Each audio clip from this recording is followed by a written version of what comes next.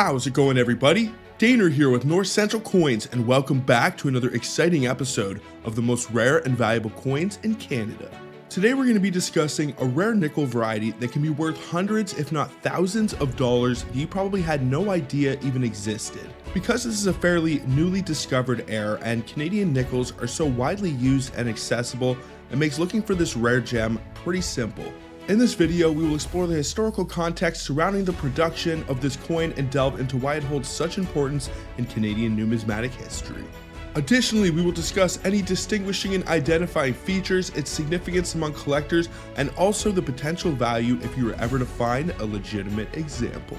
Before I do get into this, I would really appreciate if you guys would smash that thumbs up, subscribe if you're new, and also ring that bell notification so you can follow along with my new content as it is being released. And make sure to stay to the end of the video if you'd like to find out how much you could get for this coin if you do happen to have one. And then, without further ado, what do you say we get right into it and discuss the 1951 commemorative half moon heir nickel. Let's get it, guys.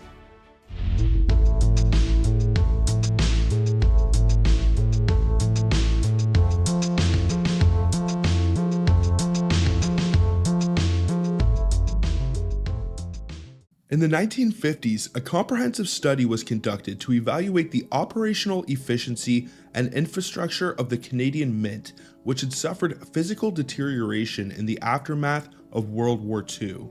The Mint's facilities were found to be overcrowded and outdated and unable to meet the increased demand for coin production. As a result, significant modernization efforts were initiated. To address the pressing needs for improvement, new cutting-edge machinery was introduced while existing equipment underwent enhancements to boost productivity and efficiency. Also, the physical space of the mint was expanded to accommodate the upgraded machinery and streamline operations. The surge in demand for Canadian coins, which had previously been attributed to post-war circumstances, was now recognized as a sustained trend and needed a recalibration of the production norms.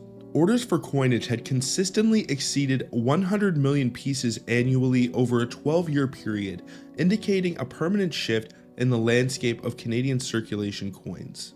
Amidst these developments, a decision was made to commemorate the 200th anniversary of the discovery and naming of the element nickel by Swedish chemist A.F. Cronstedt. Given Canada's pivotal role as a leading global nickel producer during World War II, a special circulating 5-cent coin was commissioned to honor this milestone. An extensive competition yielded a design by Stephen Trenka featuring a depiction of a nickel refinery in Sudbury, which was unveiled at the Canadian Mint in December 1950.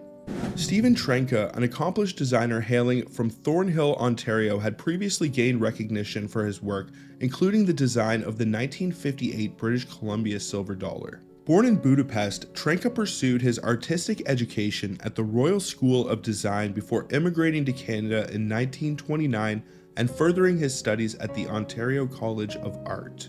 The culmination of these efforts was the creation of the Big Nickel, a colossal 9-meter replica of the 1951 commemorative Canadian nickel. Situated at the Dynamic Earth Science Museum in Greater Sudbury, Ontario, the Big Nickel stands as the largest representation of a coin globally.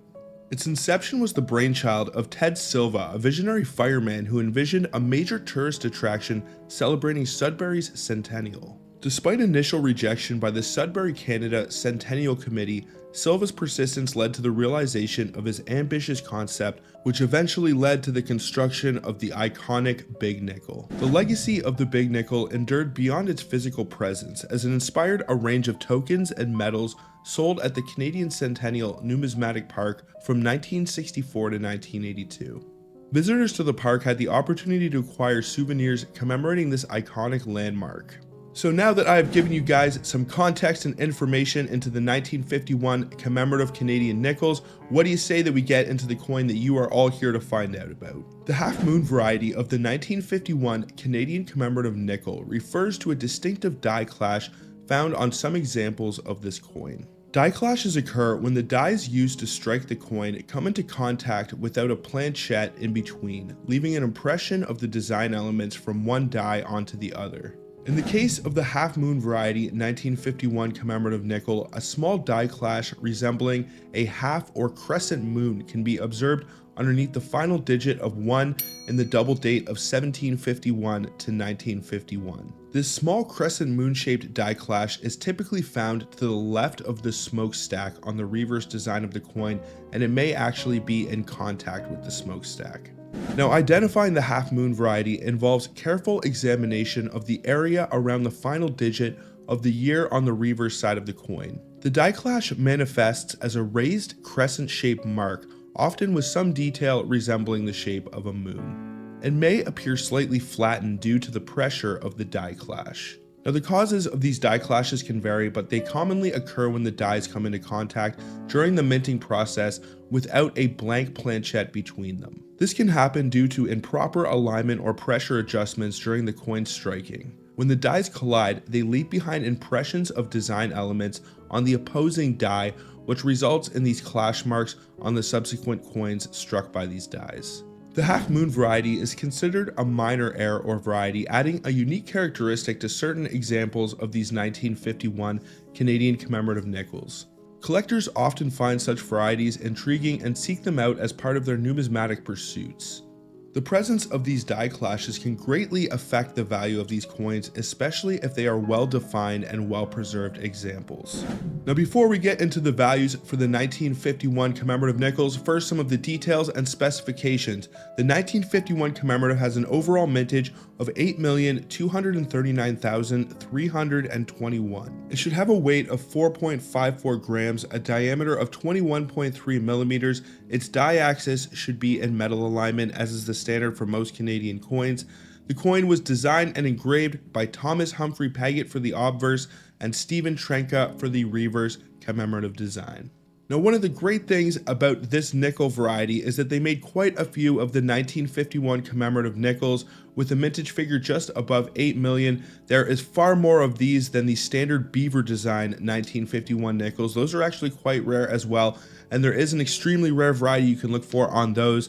But PCGS does attribute this error if you do happen to find one and send it in to be graded at a company like PCGS or ICCS. This is an error or variety that you can get attributed and can add a value to your coin. Now, it doesn't have a ton of value on the low end. It can be worth around $1 for a VF20, which isn't at the absolute bottom of the Sheldon scale, but it is a really beat up and worn example. So $1 isn't too bad for a coin that you only pay 5 cents for if you happen to find one of these in your pocket change or coin roll hunting. Now, as we start to get into the mint state range, you will see some massive price jumps. Just to give you guys an idea for comparison, the regular 1951 commemorative without any errors or varieties can be worth around $22 for an MS64.